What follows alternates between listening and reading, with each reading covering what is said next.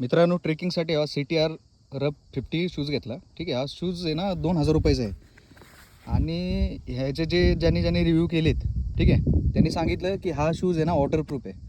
पण भाई, हा शूज आहे ना वॉटरप्रूफ बिलकुल नाही आहे. ठीक आहे. तर तुम्ही ह्याच्यात ना पैसा तर वेस्ट करूच नका, कारण की हा वेस्ट ऑफ मनी आहे, फुल वेस्ट ऑफ मनी आहे. ठीक आहे. आणि तुम्ही ज्यावेळेस पाय असा बेंड करता ना तुमचा इथं गोट्यामध्ये, यावेळेस त्यावेळेस इथं एवढ्या जोरात पेन होतं ना की काय बोलायलाच नको.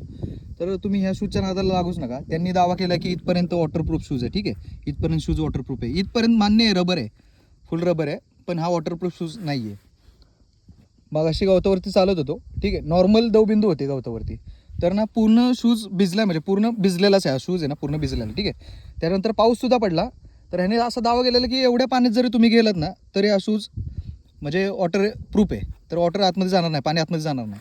पण ह्याच्यामध्ये ना भरपूर पाणी असं गेलं आहे. आणि हा इथं माझा वेस्ट ऑफ मनी झाला आहे.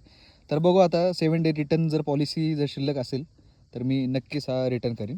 तर तुम्ही CTR 50 शूज घेऊ नका बिलकुल. Waste of money.